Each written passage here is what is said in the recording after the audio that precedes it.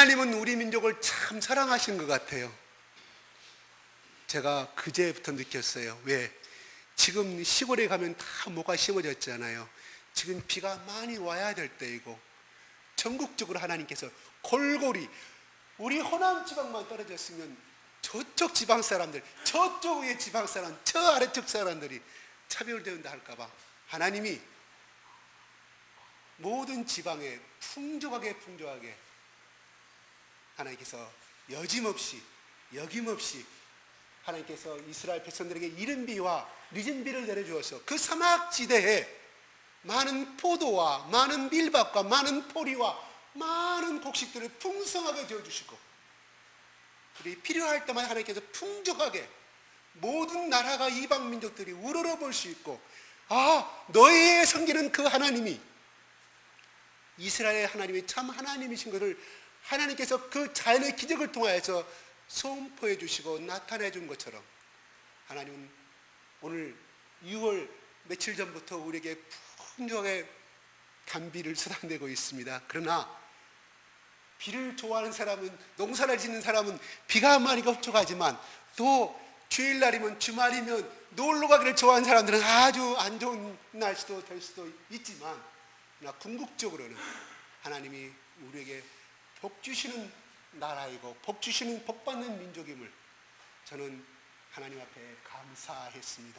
저는 저희 성장 가정은 1층과 2층이 된 일본식 기아집에 성장을 했습니다. 그러니까 2층에서 잠을 자면 1층에 떨어지는 기아 그 빗소리와 2층에 떨어지는 빗소리가 이중창으로 들어서 얼마나 아름다운지 몰라요. 저는 그때가 되면 잠을 자지 않았어요. 빗소리 떨어진, 지붕에 떨어진 이 빗소리가 얼마나 좋은지. 근데 아파트 살면 그 소리를 들을 수가 없잖아요. 그게 섭섭합니다. 지금도 저는 그런 소리 비슷하게 들으면 굉장히 가다가도 그 소리에 귀를 기울여요. 아마 나의 뇌 속에 이렇게 새겨져 있어서 그런지 모르겠습니다. 오늘 이 시간에 참석하는 우리 모두도 하나님의 말씀을 들으면 각인이 되어서 길을 가다가도 길을 멈추고 걸음을 멈추고 말씀을 다시금 되새기하는 우리 복된 우리 교회가 되었으면 좋겠습니다. 아멘. 12절에 사도들의 손을 통하여 기적과 이적이 일어났음을 공포하고 있습니다. 이것은 무엇을 의미할까요? 사도들이 안수할 때마다 하나님의 성령께서 그 안수의 손길을 통하여서 하나님이 기적을 베풀고 모든 병자들을, 모든 귀신 들린 사람들을, 모든 괴로움을 당하는 모든 사람들을 하나님께서 고쳐주시는 성경은 기록하고 있습니다. 성경은 많은 사람들이 나으리라고 말씀하지 아니하시고, 오늘 읽은 말씀에 보시면 16절 마지막에 다 나음을 얻으니라고 말합니다. 다 나음을 얻으니라고 말합니다. 아마 100의 100은 다 나타나지 않았겠죠. 아마 99.99% 오늘날 주님의 종들을 통하여, 또한 그런 능력을 가진 사람을 통해서 병 낫는 것을 많이 보지만, 낫는 사람도 있고 안 낫는 사람은 있지만, 그러나 그때 당시 초대교회 성령의 역사는 강력하였기 때문에 누가가 본 그대로 99.99%가 아니라 다 나았다는 것은 100% 다 나았음을 누가는 그렇게 기록하고 있지 않는가 생각이 들어갑니다.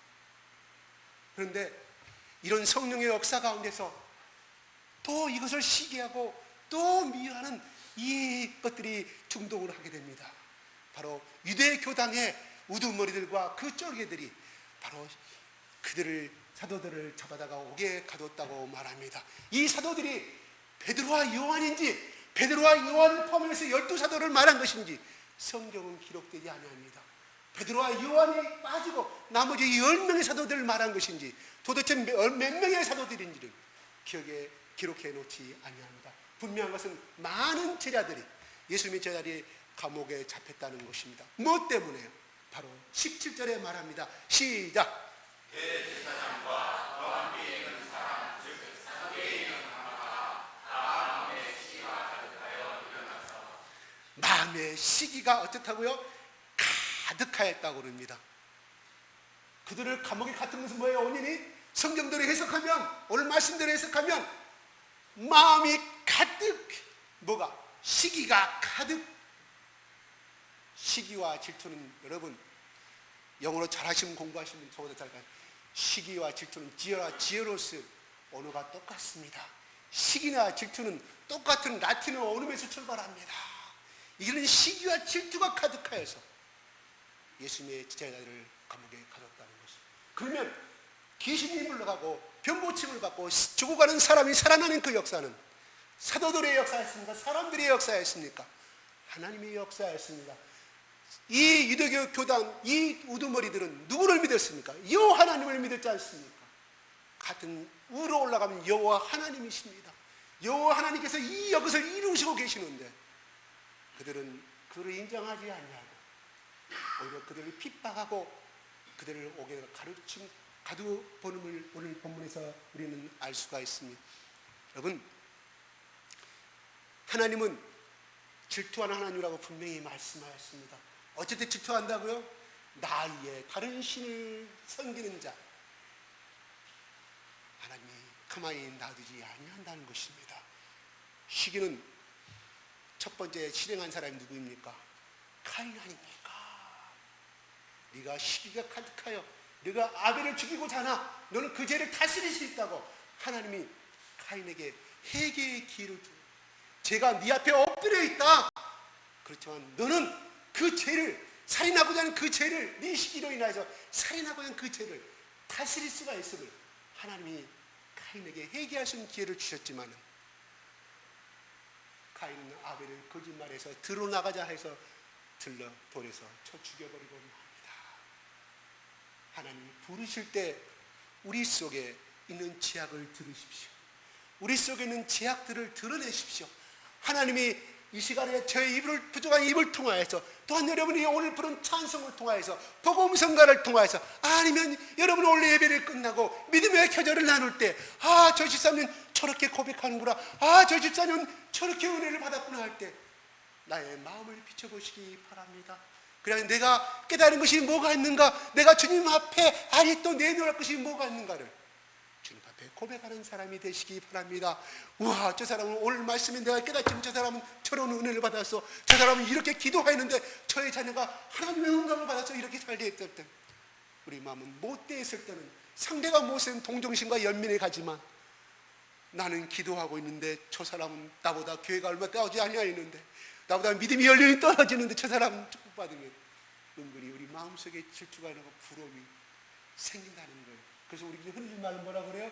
부러우면 진다고 그러잖아요. 부러워하면 괜찮습니다. 지는 것이 이기는 것입니다.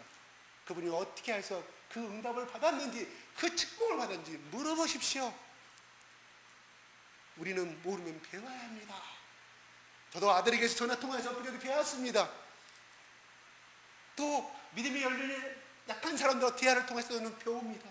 끊임없이 우리는 배우면서 살아야 한다는 것입니다. 이 사람들은 베드로와 12사도에 비교해서 어떻습니까? 사회적인 신분과 그들은 헬라로 유대 성경을 히브리어를 모세율법을 다 읽은 아주 학자들 중에 학자들입니다. 그런데 이거 자기들 봐서는 아주 아무것도 모르는 놈들이 자기들보다 더 큰 능력을 행하고 아주 말하는 것도 유식하게 말하니 얼마나 질투가 나겠습니까? 얼마나 시기가 나겠습니까? 만약에 그들이 진정한 하나님의 종이었다고 하면 당신들이야말로 훌륭한 하나님의 종이요, 정말 나는 너희들의 그 믿음을 반틈도 못 따라간 이 부끄러운 자이니 나에게 한 수 가르쳐달라고 무릎 꿇고 기도하는 자가 되었다고 하면 안나스와 대제사장 두 사람뿐만 아니라 그 사두개인들은 큰 이 땅에 축복을 받고 살다가 예수 그리스도가 부르는 날에 정말로 하나님 앞에 당당히 끌려 올라가는, 그것도 그냥 올라가는 것이 아니라 양팔에 아름다운 천사가 겨드랑이를 끼고 올라가는 천사들. 천국 갔다 온 사람은 그녀에게 참 많이 하더라고요. 저는 천사 보지 못했습니다. 천사 본 사람들 많아요? 네, 제 가까운 사람도 천사 본 사람이 있습니다. 그렇게 올라갔는데 깨난 사람들, 그 사람들도 그렇게 됐을 것인데 비참하게도 참으로 안타까운 길을 갔을지 모르겠습니다. 그런데 이때 감옥에 가두고 그 다음 날에 그들에게 대제사장들 다 모여서 원로 회의를 합니다. 뭐예요? 사내들은 공회과 이미 은퇴해버린 그 공회 의장까지 다 불러가지고 산해도 의장까지 불러서 아침에 공회에 누구를 심판하기 위해서? 사도들을 심판하기 위해서 어떻게? 죽여버리고자. 야, 어제 가둬놓은 그들을 잡아오너라, 데리고 오너라고 말했을 때 갔다 온 사람이 큰일 났습니다. 옥문은 그대로 있는데, 옥문은 잠겨져 있는데 가둬놓은 사도들이 없으면 예수의 제자들 일당들이 없어져 버렸습니다. 그 다음에 또 그렇게 당혹감 가운데 있었을 때, 당하고 이게 어찌된 일인가 당하고 있을 때 또 다른 소식을 갖고 달려옵니다. 이야, 대제사장님 큰일 났습니다. 지금 그 사도들이 저 이른 아침 새벽부터 저 행각에서 예수 그리스도의 복음을 증거하고 있는데 수많은 사람들이 병이 낫고 있고 아침부터 물밑이 있습니다. 그들을 데리고 오고자 하나 그들이 우리를 향해서 돌을 쳐 죽일까 해서 우리는 데리고 오지 못하였습니다 하고, 그럴 때 얼마나 이들은 당황스럽고 얼마나 창피했겠습니까? 왜요? 바로 자기들이 죽여버린 그 예수 그리스도의 이름으로 병이 낫고 기적을 행하고 있는데 얼마나 그 핏값이 자기들이 돌아올까봐 나중에 뒤에 보면 5장 마지막 절에 너희들이 예수 그리스도의 핏값을 우리에게 넘기려고 이 복음을 전파하고 있고 예수 그리스도의 십자가의 부활을 증거하고 있지 않느냐고 이렇게 흰문하는 것을 바라보게 됩니다. 무엇을 의미할까요? 그들이 예수 그리스도를 죽였지만은 그들 속에는 양심의 가책이 있다는 거예요. 적어도 하나님의 율법의 말씀과 구약을 비춰봤을 때 그분이 살아났음으로 말미암아 자기들의 시기심과 질투심으로 기득권이 흔들리고 자기들의 명예가 흔들리고 자기들의 의식주의 문제가 흔들리자마자 죽여버렸지만 그들 속에 양심이 있었다는 것이죠. 저도 신말에 양심이 있었기에 그 예수의 핏값을 우리에게 돌리려고 하고 그 생명의 도를 전하고 있느냐고 힐문하는 장면이 거듭된 사장에서 거듭되고 있음을 우리는 바라보게 됩니다. 그럴 때 그들이 와서 말합니다. 그때 23절 한번 읽어볼까요? 그들이 뭐라고 보고하는지 볼까요? 시작.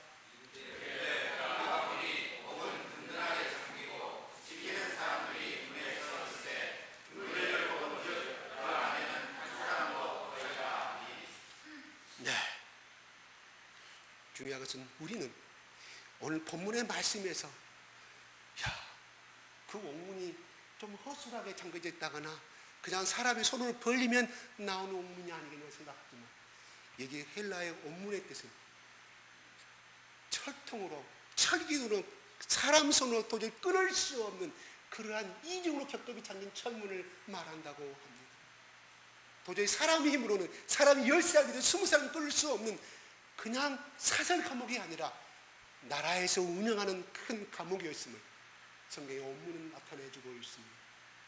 그러니까 어찌하여 그들이 그런 철문을 열고 나올 수가 있었을까요? 하는 것입니다. 본문에 나온 것처럼 천사가 나타나서 그 사도들의 문을 열어줬다고 기록하고 있지만 오늘 우리가 언뜻 봤을 때 이야, 그 사도들이 그 감옥에 갇혀있고 열쇠도 잠겨져 있는데 그 철문을 열고 나오는 그 기적에 대해서 그 이적에 대해서 우리는 더 관심을 가질 수가 있습니다. 그러나 왜 중요한 것은 하나님이 왜 주의 사자가 나타나서 그 감옥문을 열어주고 그거를 자유를 주었을까요? 하는 것입니다. 이게 오늘날 우리 시간에 오늘 이 시간에 우리가 알아야 할 키포인트라는 것입니다. 우리는 병 낫고 암이 낫다, 누가 가서 눈을 떴다, 우리는 그 기적에 대해서 많은 사람들이 많은 관심을 나타내지만 그 이적과 그 표적 속에 그 나타남에 나타나는 그 하나님의 놀라운 사랑과 그 하나님의 뜻과 그 계획을 우리는 간과하기 쉽다는 사실입니다. 제가 예전에 가끔 한 번씩 했던 기록을 다시 한번 기적을 제가 체험했던 기록을 말하고자 합니다. 지금도 잃어버리지 아니합니다. 김광철이라는 학생이었습니다. 그런 숭일중학교 중3학년 다시 한번 말하죠. 창문, 그가 귀신 들려서 나섰던 사람이지만 그 말은 아니라 그의 친구 이근호, 제가 확실히 생각나지 않습니다. 숭일 3학년 창문하다가 떨어져 죽었는데 전대병원에 제가 얼마 전에 얘기한 거 다시 한번 말합니다. 그래서 우리 목사님과 권사님이 가서 이야기합니다. 전대병원에서 이미 퇴사당했습니다. 달릴 수가 없다가 당신 아들 죽음을 준비하라고. 얼마나 많은 부모들이 울었겠습니까? 그들의 신앙도 없는 사람들이었습니다. 이 교회도 한 번도 다니지 않는 사람. 목사님이 설명합니다. 당신들이 이 시간에 예수 그리스도를 나의 구주로 영접한다고 하면, 고백만 하면 하나님께 낫게 해준다고 말씀하고 있는데 예수를 믿겠느냐고 고백합니다. 예, 아들을 살린다는 누가 고백 안 하겠습니까? 그러면 두 무릎을 꿇으시오. 나를 따라서 신앙 고백하시오. 똑같이 고백합니다. 지금 다 같이 고백하게 기도하겠습니다. 당신 아들을 서놓고 기도합시다. 30분, 40분, 50분, 1시간, 2시간이나 숨이 돌아갑니다. 깨끗이 병원 갈 필요서 나서버렸습니다. 그래서 그 아이가 우리 교회에 나오게 되었어요. 그런데요, 귀신 들려 나왔던 그 애도 한 6개월 끝났고요. 죽음에서 살려주니까 그 아이도 6개월 끝났어요. 어디를요? 우리 교회에 나오는 거예요. 뭔 말이에요? 그들을 살려준 하나님의, 그들은 병 고침에 그윽한 세만 끝나버리고 말았다는 사실이에요. 얼마나 안타까운 사실인지 모릅니다. 그대로 소식을 나는 모르겠습니다. 한번 만나면 물어보고 싶어요. 교회를 다니고 있는지. 지금은 그때가 40년 전 이야기니까 지금은 50대가 됐겠죠. 50대 중반, 중3대 이야기니까 50대 중반이 되었겠죠. 아마 열심히 교회 다니면서 장로가 됐을 줄 믿습니다. 예, 부정적인 말을 하면 안 되니까요. 예. 왜요? 하나님이 살려주셨겠다. 두 사람 다 하나님께서 한 번 택한 사람 절대 버리지 아니하잖아요. 믿고 떠나가라 하나님이 살려주겠습니까? 예.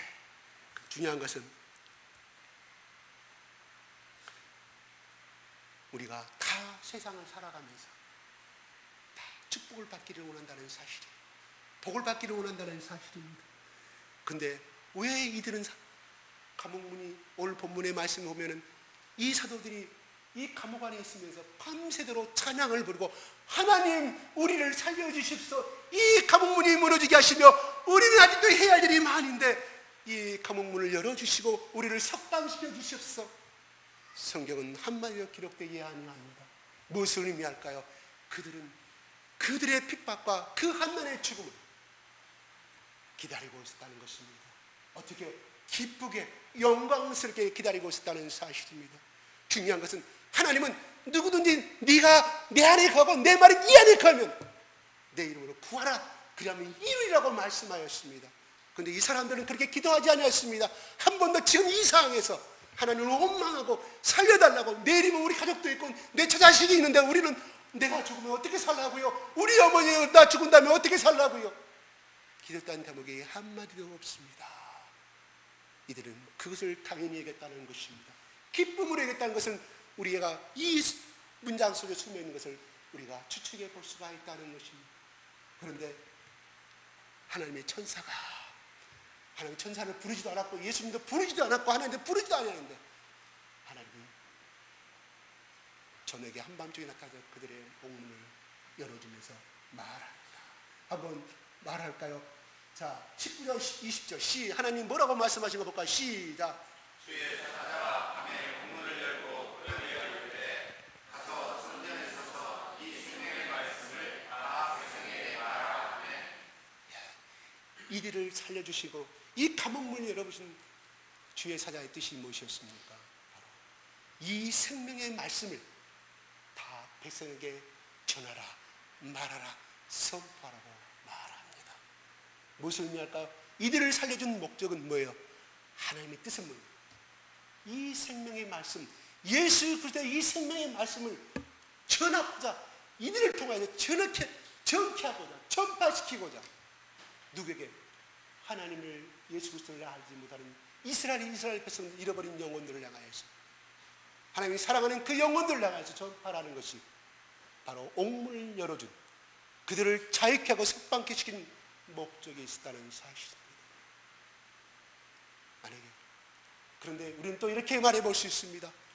나중에 사도행전 12장에는 베드로와 아니죠, 요한과 야고보가 감옥에 잡힙니다. 누가요? 헤롯 대왕이.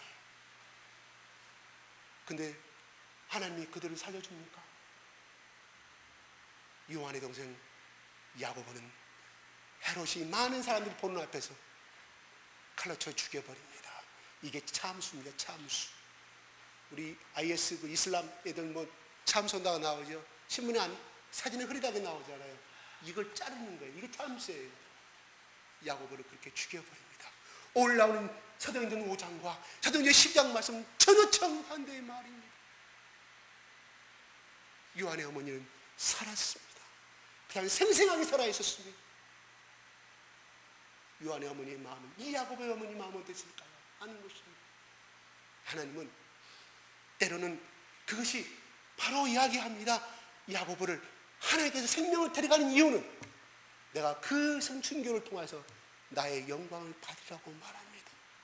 우리 보통적인 믿음으로 항상 우리는 자주 듣는 말이지만 쉽게 내 아들이 그렇게 순교를 당할 때, 아니면 오늘 말씀의 사도들이 감옥에서 나왔을 때는 기뻐할 때는 부모님이 되겠지만, 자기 사랑하는 야고보가 목이 열고 나왔을 때 그 시체를 받았을 때 야고보의 어머니의 마음은 어땠을까라는 것입니다.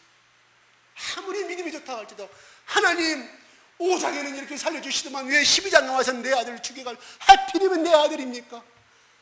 또 하나님이 주신 사명이 이 땅에 하고 해야 말인 말인데 이제 기껏해야 30살도 못된 젊은 청년인데 아버지 하는 내 며느리와 내 손자들은 어떻게 살 것이며 하는, 얼마나 인간이기 때문에 그런 말을 안 할 수 있을까요?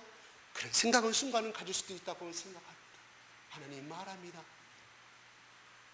나의 영광을 위하여서 선포하십니다. 누가요? 하나님 성령이 나타나서 말씀합니다. 순교 다가기 전날에 말씀합니다. 그래, 뭐든지 하나님이 때가 있습니다. 그 제가 예전에 창세기 말씀하실 때 카이로스라고 말씀하지 않습니까? 하나님 지금 구해 주십시오. 지금 축복 주시옵소서. 이스라엘 백성들이 아버지 하나님 430년 동안 너희들은 노예 생활하다고 400년 동안 노예 생활하다 온다고 했습니다. 그들이 과연 요셉 땅의 요셉을 통하여서 그 고센 땅의 계속에 400년 동안 있었을까요?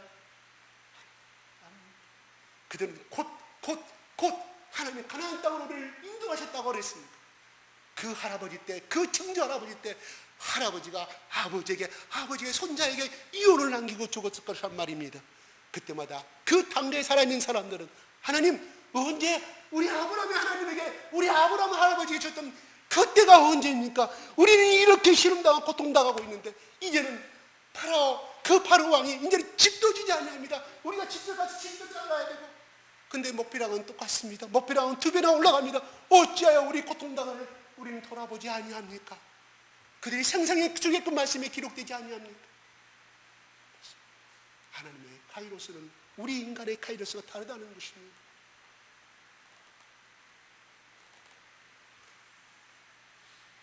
중요한 것은 이들은 하나님 앞에 불평하지 아니했다는 것이고, 두 번째, 이 사람들은 우리가 통해서 이것을 무엇을 말하냐면 새벽이라고 말합니다. 새벽은 그냥 우리처럼 새벽 3시, 4시를 말한 거냐, 동이 트는 그 시간대를 말합니다. 내가 주석을 보니까 새벽 5시부터 아침 5시부터 7시 사이라고 이렇게 성경을 해석하더라고요. 그 시간에 나가서 복음을 증거하고 있습니다. 그들은 살아났기 때문에, 죽을 뻔하다 살아났기 때문에 어디를 가야 됩니까? 자기들이 동료한테 갈 수도 있고 자기들이 부모한테 갈 수 있지만 주의 사자가 명령한 대로, 하나님의 말씀한 대로 곧바로 지체하지 아니하고 사람들이 많이 모이는 행각에 가서 주의 생명의 복음을 증거하고 있다는 것입니다. 그들은 주체하지 않았습니다. 돌아보지 아니하였습니다. 잠시만 쉬고요. 그들의 감옥 속에서 그 전날 오후부터 갇혔으니 얼마나 배가 고팠겠습니까? 잠 좀 붙이고요. 그들이 내일 아침에 죽을지도 모르고 온 상태에서 잠은 제대로 잤겠습니까? 아니옵시다. 내가 그 자리에 있었다고 제가 이 메시지를 준비하면서 혼자 상상을 해봤습니다. 나는 정말 이들처럼 내가 하나님 감사합니다. 내일은 분명히 그들의 공의 앞에서 우리를 접하고 돌로 쳐 죽일 것인데 얼마나 두렵고 떨렸겠습니까? 아무리 신앙이 좋다 하더라도 6정을 읽고 있어요. 6정을 읽고 있어요. 6정을 읽고 있는 이 사람들이 어째야 내가 죽으면 자기 처자식을 어떻게 살 것인가 생각하지 않을 수 있겠습니까? 그때 당시는 첫째한 북의 사회입니다. 아버지가 밖에 나가서 돈을 벌고 아버지가 밖에 나가서 농사를 지은 북의 사회였지 않습니까? 그렇더구나 내 부인이 가부가 되고 그 호르몬이 밑에 살아야 될 내 어린 자녀들, 그나마 그때는 생육하고 번성하는 것이었기 때문에 자녀는 계속 살아지 않없이 10명까지 9명, 8명까지 낳을 수 있는, 아마 이 제자들 중에 그런 아버지도 있었을지도 모르겠습니다. 그들이 그렇게 기도했다는 대목은 하나도 나오지 아니합니다.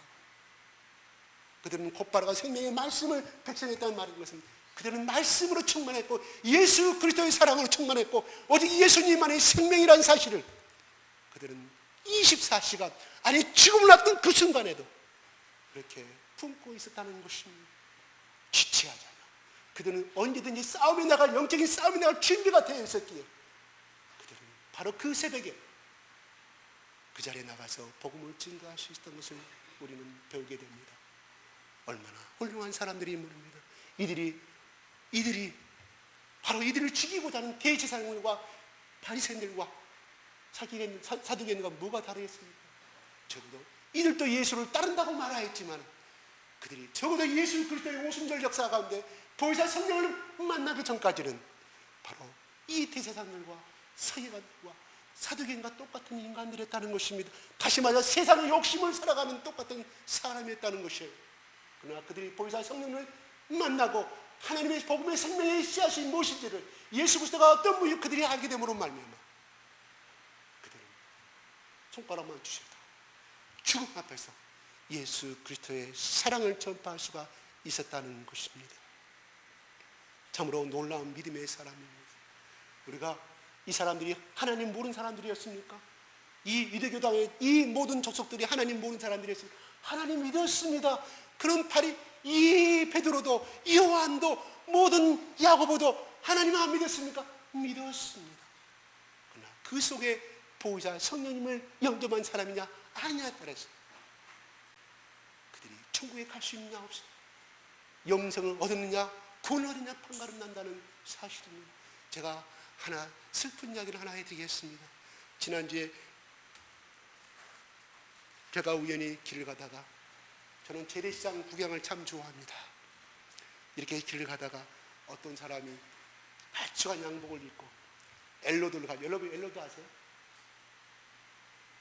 그 저 우물 탐사하는 사람 있잖아요. 이렇게 움직이는 거. 그걸 가지고 와요. 아, 저 사람이 퉁림없이 풍수지리를 믿는 사람이라 싶어가지고 제가 일부러 접근했습니다.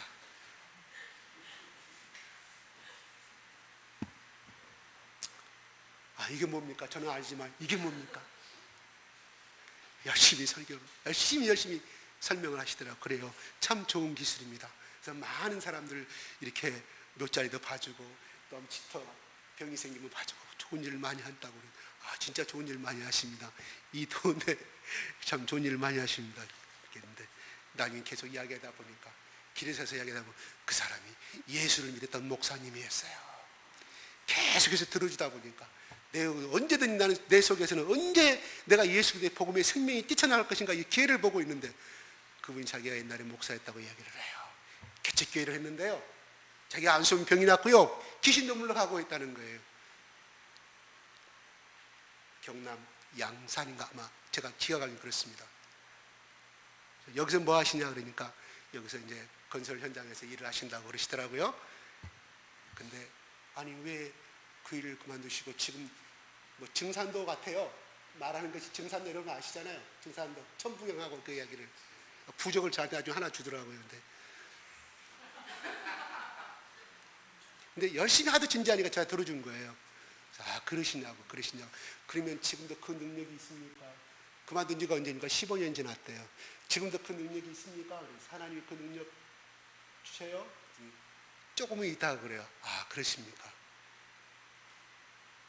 자기는 예수 안에서 생명을 발견하지 못했다는 거예요. 근데 여기서 이 교회 가서 이 증상도한 가서 자기가 생명을 건지는, 그래서 나중에 보니까 유불성이 전부 다 생명을 건지는 거더라. 산꼭대기 올라가면 다 만나듯이 그렇게 해석을 하더라고요. 참으로 궁금했어요. 그 사람이 그런 능력을 받고 개척교회를 할 정도였으면 적어도 예수 그리스도의 보혈의 피를 만난 사람 아니겠습니까? 저는 그게 궁금했어요. 어떻게 예수 그리스도의 생명을 만난 사람이 이걸 그것도 목사까지 했는데 참으로 안타까워서 여러분에게 더 이야기를 듣고 싶어서 시간을 하다 보니까 2시간을 넣었어요. 식사하셨습니까? 저녁 6시가 됐어요. 저는 팥죽을 좋아하는데 제가 팥죽 한번 해볼까 싶다. 아, 자기도 팥죽을 좋아한다. 또 팥죽을 먹으면서 또 이야기하다 보니까 저녁 9시가 됐어요. 나는 어쨌든 내 마음속에 이 사람을 다시금 하나님 앞에 돌아오게 하는 이 마음속이 있었던 거예요. 그 자리에서 말을 못했어요. 왜냐하면 때가 아니겠더라고요. 성경을요 저한테 물어봐요. 자기처럼 성경 많이 하는 사람 못 봤대요. 서울에 가서 성경 더 말씀 많이 하려고 서울에 유명한 목사를 다 쫓아다니며 15년 전에 성경 대결은 자기보다 다 모르더라는 거예요. 오히려 목사들이 다 고개를 숙이고 대단하십니다. 그럼 저한테 물어요. 아브라함이 나이가 몇 살 때 죽으신지 아십니까? 야곱이 죽은 나이 아십니까? 이삭이 죽은 나이 아십니까? 제가 창세기 끝난 지 얼마 안 됐잖아요. 아브라함 나이 나겠니? 야곱, 이삭 나이 생각이 잘 안 나요. 잘 모르겠는데요. 열심히 또 이야기를 해요. 아무튼 세상까지 다 알고 있어요. 보통 사람이 아니죠. 그러시냐고. 그래서 제가 가는 길에 상촌도 어디 CBS 방송 거기 제가 내려드리고요. 서로 번호를 교환했습니다. 왜? 제가 이 사람 앞에 오면 또 싸움 날 것 같아서. 그래서 제가 어젯밤에 설교 준비하면서 기나긴 메시지를 보냈습니다. 하나님, 선생님, 왜 하고 많은 그 시장에서 나도 오래간만에 그 1년 만에 그 시장을 방문했는데 그 막차지간 수많은 그때가 장날이었어요. 수많은 사람들 가운데 해필이면 그 시간에 거기서 저와 만나게 됐을까요? 질문을 던지면서 이렇게 했습니다. 하나님이 선생님을 사랑하는 것 같습니다. 현재 하시는 그것도 선한 일이시지만 그러나 우리 예수 그리스도만이 참 생명이라고 우리는 알고 있지 않습니까? 예수 그리스도의 보혈만이 하나님의 참 아들이고 우리는 그분의 보혈의 피를 통해서만이 영생을 얻을 수가 있음을 우리는 잘 알고 있지만 성경은 진리이기 때문에 저는 이렇게 선포할 수밖에 없습니다. 선생님, 가까운 교회 가시기 바랍니다. 그래서 상촌동에 가까운 교회 2군데가 있더라고요.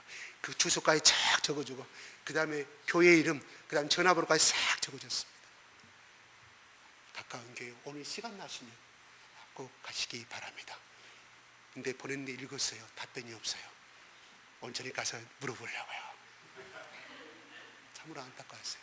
근데요, 어떤 생각을, 그분하고 대화를 하면 어떤 생각을 했냐면 하나님께서 나에게 예전에 제가 한번 설명했었죠. 부평역 앞에서 그 영성교 사람이 조이성이 영성교 앞에 20대 1로 싸웠던 이야기 여러분 제가 안 했던 거 아시죠?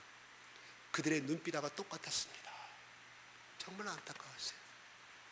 그분의 눈빛과 그 20명의 눈빛이 똑같다는 사실이에요. 눈빛은 눈빛인데 뭔가 다른 눈빛이에요. 내가 예수님의 영으로 바라보는 내가 충만한 눈이 아니었지만 그때 당시에 내가 40살 때, 내가 37살 때 느꼈던 그 영들을 이 사람의 눈빛을 통해서 영을 느꼈다는 사실이에요. 그 사람이 예수의 영이 없다는 뜻이에요. 떠나버렸다는 사실입니다. 여러분, 요한계시록 2장 9절에 하나님께서 예수 그리스도께서 사도 요한에게 말합니다. 서머나 교회들에게 말합니다. 내가 너희가 한놈과 핍박을 당하는 걸 내가 너희를 하노라. 너의 고통을 내가 하노라. 너희를 해방하는 너희들은 누구라? 유대인의 무리를 하노라. 그들은 사단의 해라고 말합니다. 누가요? 예수님이 사도 요한에게 그렇게 나타나서 말씀하십니다. 계시록 2장 9장 올렸습니까? 사단의 무리예요. 사단의 해당이라, 사단의 집단이라는 거. 누가? 이 대제사장들과 이 유대인들, 너희들의 사역을 예수의 복음을 지은 것을 방해하는 그들이 사단의 해라고 말씀합니다. 이들이 하나님을 안 믿는 사람입니까? 하나님 믿는 사람들입니다. 근데 하나님이 말씀합니다. 예수님이 그들은 사단의 집단이라고 말합니다.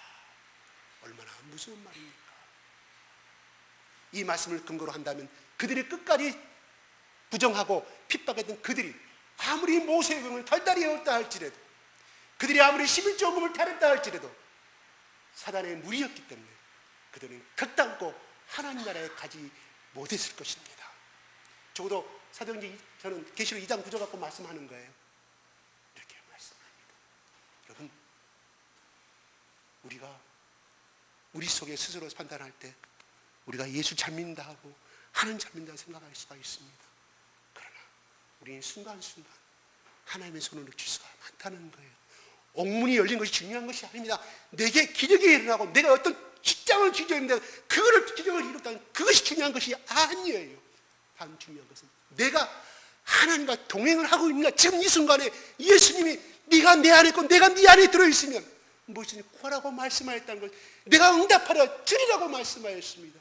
나에게 기적이 일어난 것은 내가 어떤 것을 물질적인 축복을 요구하지 아니하여도 내가 예수님과 동행한다고 하면 그 사람이 그것을 구하지 아니한다 할지라도, 내 자식의 축복을 구하지 아니한다 할지라도 하나님이 필요하실 때마다 하나님의 카이로스, 하나님의 때가 되면 주신다는 말씀입니다. 왜 시집간 딸이 그 얼굴만 봐도 너 김서방 잘 사냐? 네게 잘 사냐 하지만 그 얼굴빛을 보면 친정어머니는 그 딸 시집살이 한 그 딸의 표정을 보고 왜 모르겠습니까? 지나갈 때 다시 시댁을 돌아갈 때 몰래 친정어머니가 용돈 찝어주고 선물 속에다 찝어주는 것이 어머니 사랑 아니겠습니까? 시집간 딸이 뭘 달라고 하지 않지만 그 마음을 읽는 그 어머니의 사랑이 친정 시집간 자기 딸에게 선물을 주고 필요한 것을 공급하듯이 왜 우리가 예수 그리스도와 동행하는데 왜 축복을 못 받습니까? 바로 자신을 한번 점검해 볼 필요가 있습니다. 이들은 예수 그리스도께서 마태복음 6장 3, 4절 직접 말씀하지 않습니까? 너는 그의 나라 그를 구하라고 말씀하지 않습니까? 이건 명령이에요. 명령. 그 다음에 뭐예요? 명령으로 끝나는 것이야. 하나님이 주신다고 말씀하지 않습니까? 그런데 내가 지키고 싶으면 지키고 내가 하고 싶으면 하고 내가 안 하고 싶을 때 안 하고 그것은 하나님의 명령에 순종하는 것이 아닙니다. 자기의 의입니다. 그것이 순종은 아니고 자기 마음대로 한다 이 말이에요. 사울이 그랬잖아요. 다 죽이라고 그랬잖아요. 살찐 짓을까지 싹 죽이라고 그랬잖아요. 하나님 너 어찌하여 그거를 놔두느냐? 하나님 내가 하나님 앞에 이거 제사 지내고요 하랬습니다. 얼마나 맞는 말입니까? 왜 죽여야 되는 살찐 짐승들이 있는데 이것은 우리 백성들이 편하게 먹을 수 있고 이거는 주님 앞에 한몫제물로 드릴 수가 있는데 그 사울랑 하나님 어떻게 하십니까? 이 예수님의 말씀 이 제자들이 하나부터 열까지 철두철미하게 예수님과 동행하는 신앙에 순종하는 삶이 우리가 어떻게 살아야 되는 것이 어떤 것이 축복을 받는 비결인가를 알아볼 수가 있습니다. 다른 거 아닙니다. 우리가 축복받는 비결은 예수 그리스도께서 하라면 하고 하지 말라면 하지 마는 거예요. 다른 거 없습니다. 비결 받는 거. 뭐 가서 무엇을 하고 미적분 수학을 풀고 뭐 누구한테 깐시하고 비비고 예수님이 그런 말이 있습니까? 없습니다. 신약 성경에 그것이 있습니까? 구약 성경에 그것이 있습니까? 야 바로 왕한테 적당히 타협하라고 모세가 그랬습니까? 철두철미에 바로야 모세야 너는 나만 의지하라. 내 말씀만 의지하라. 다른 거 다 필요 없다. 애굽에 섬기는 모든 신들을 애굽 신들은 심지어 죽이는 신도 섬겼고요 살리는 신도 섬겼던 사실이에요. 애굽 신이 그랬습니다. 애굽 사람들이. 그리고 바로왕 자체가 그런 신이었다 이 말이에요. 바로왕의 아들까지 죽여버리는데 국민들이 다 손들고 바로가 나중에 쫓아오잖아요. 알고 보내지도 모르고 쫓아오잖아요. 군사들을 이끌고 누가 보냈어요? 그 대신 누가 빌라 백성들이 내쫓아버리지 않습니까? 당신 때문에 당신들 민족도 우리는 더 이상 내 아들이 죽어가는 모습을 더 이상 이들 장자가 죽어서 내 처남도 내 셋째도 죽을까봐 막 보내버리지 않습니까? 이게 하나님의 능력을 의지하는 우리가 가야 할 믿음의 신앙인 길인 줄 압니다. 혹시나 문제가 안 풀린다고 나의 집안은 우환이 풀린다고 혹시 점쟁이 찾아간 자 있습니까? 회개하십시오. 하나님 그러한 사람을 용서하지 아니합니다. 왜요? 우상을 섬기면 철저히 죽여버리지 않습니다. 왜? 나의 사랑하는 아들이 다른 신에 가서 아버지라고 섬기고 있으니 하나님이 시기 하나님이라고 말씀했습니다. 다른 걸 시기한다고 안 했어요. 거기에 집주 하나님이라고 말씀했습니다. 다른 신을 섬길 때 얼마나 그런 사건이 많이 납니다. 교회 권사나 집사가 점쟁이 찾아가서 우리 아들 이러기로 했는데 우리 딸 이러한데 증조가 나왔어요. 모세처럼 하나님 앞에 오십시오. 우리 교회 24시간 개방되어 있지 않습니까? 비밀을 다 하지 않습니까? 누가 여기 들어온다고 방해한 사람이 있습니까? 내 딸 잘 되기를 바라십니까? 내 아들 잘 되기를 바라십니까? 다른 거 없어요. 주님과 내가 동행하면 그 아들과 딸이 따라오게 되어 있다니까요. 그 속에 들어있는 성령의 에너지가 그 자식들한테도 복을 줄 수밖에 없지 않습니까? 꼭 물리적인 파동의 법칙을 내가 인용하지 않다 하더라도 이 말하면 성령의 물리적인 파동 법칙이 없기 때문에 제가 일안됩니다. 말고 성령의 하나님이 그 자식에게 빛을 안 비치겠습니까? 성령의 빛이 조명하는데 어떻게 어둠의 길을 갈 수 있겠냐는 거예요. 장로 아들이 목사 자녀들이 빗나간 길로 얼마나 많이 본 줄 모릅니다. 저는 비방하자는 뜻이 아니에요. 그만큼 세상이 살아가는 데서 자기 자녀들이 세상의 중심을 믿음의 중심을 지켜가는 데는 참으로 어려운 세상입니다. 핸드폰부터 모든 인터넷을 통해서 쉽게 얼마나 많은 야동에 접하는지 얼마나 많은 도박에 접하는지 여러분 우리 이쪽 출신의 유명한 국보급 투수 누구 있죠? 제가 이름 말하지 않겠습니다. 그 사람 돈 없어요. 일본 가서 얼마나 큰 성공했습니까? 돈이 없대요. 내가 그 사람과 잘 아는 사람한테 물어봤습니다. 저 그 사람한테 들었어요. 일주일 전에. 이건 뭐예요? 이거 좋아해가 다 날렸대요. 내가 이 매스컴 타니까 내가 이름 말하지 않겠습니다. 참으로 안타까운 사실입니다. 이거 누가 만든지 아세요? 우리 한국 거 아니에요. 일본서 만든 거예요, 그거. 그거 아세요? 비광. 그냥 누군지 아세요? 일본의 유명한 학자예요.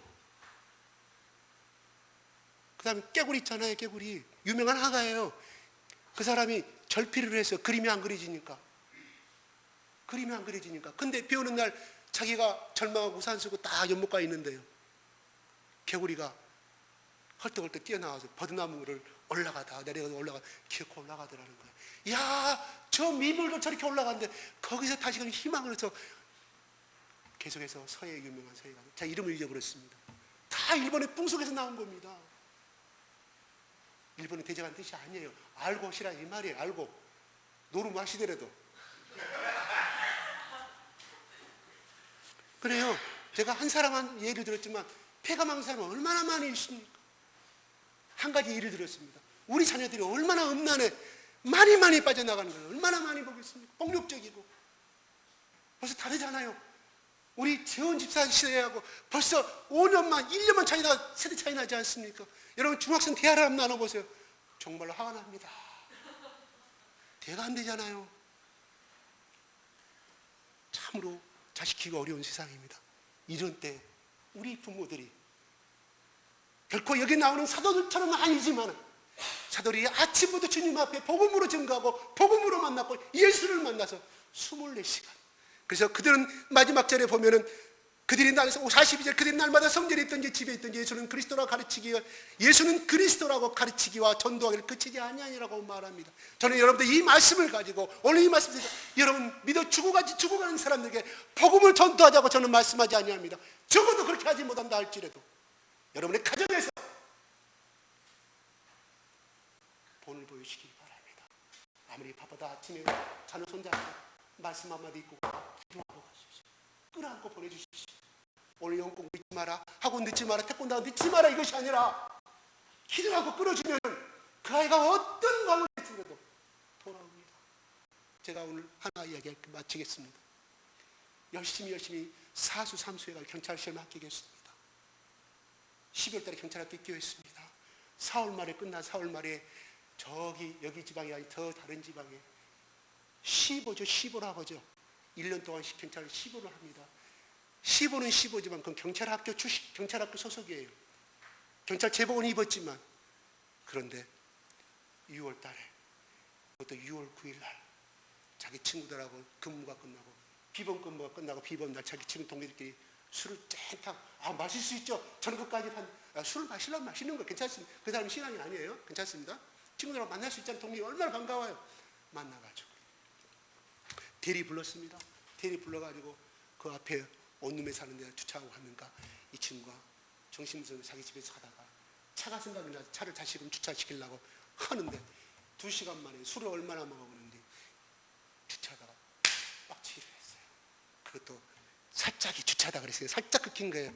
그냥 이렇게 페인트 손으로 문대면 끝나는 자기 부모의 말입니다. 이걸 본 사람이 신고했어요.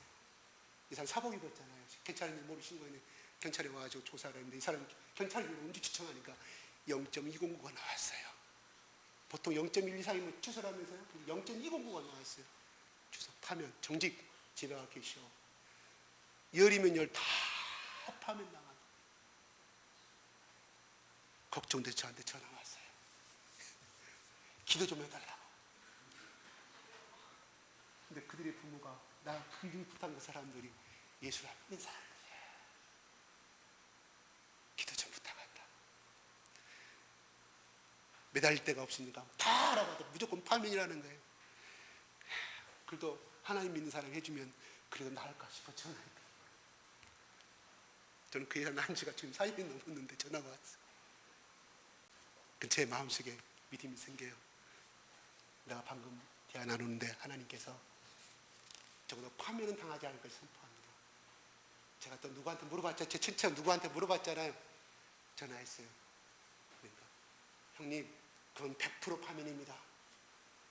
1년 동안 이놈이 경찰생활 잘하는지 안 하는지 보는 것이 15기간인데 그나마 경찰이면 모르지만 15기간 100% 파면입니다.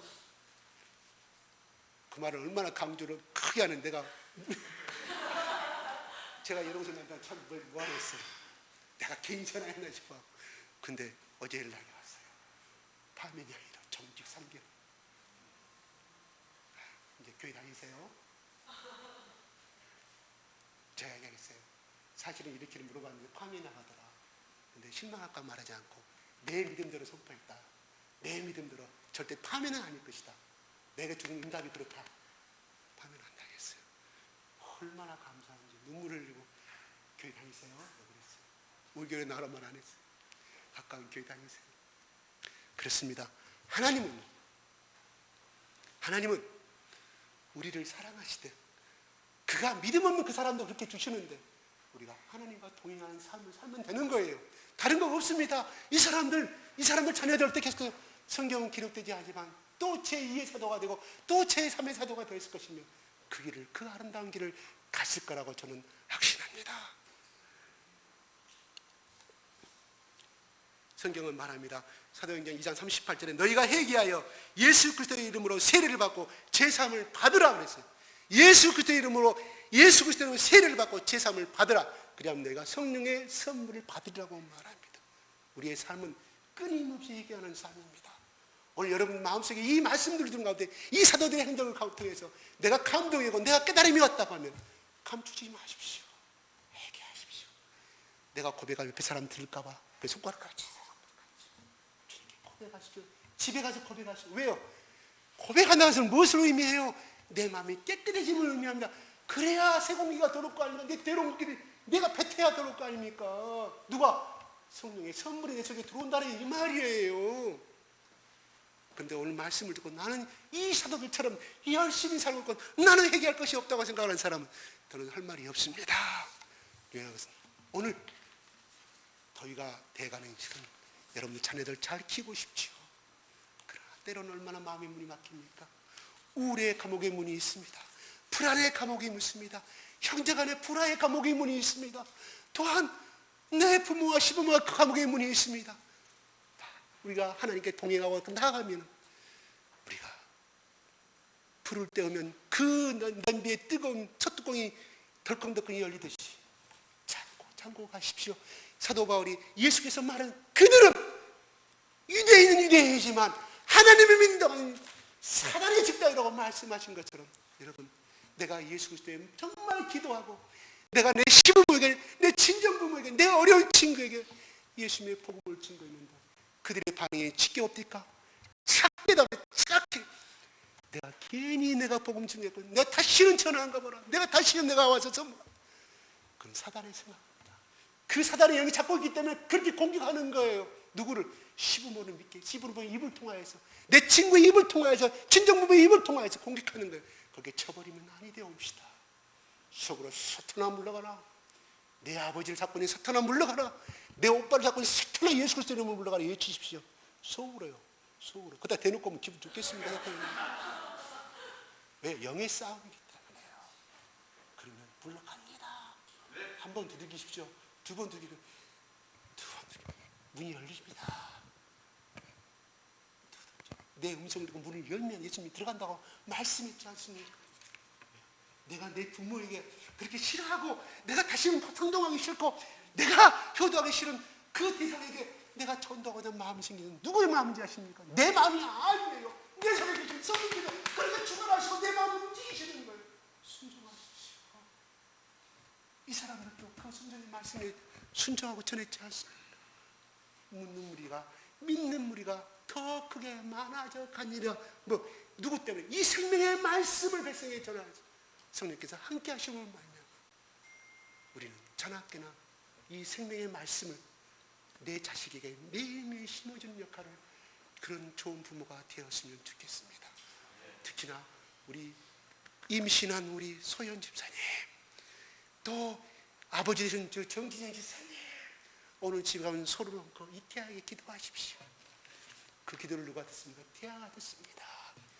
태아 속에 들었기 때문에 어때요? 여러분 태가 잘 절대 한일이 없다고 잖아요. 태가 어느 날 그 말씀 들었을 때 저 음악 언제 많이 들었는데 그 제가 예전에 들었잖아요. 유명한 작곡가 콘탁트를 조사하니까 처음 듣는 음악이지만 어서 많이 들수가는 조사하면 그 어머니가 임신했을 때 들었던 음악이라는 거예요. 공통점이 다 그렇게 나왔어요. 아시겠어요? 정진희 집사님 어디 갔습니까? 예, 좋습니다.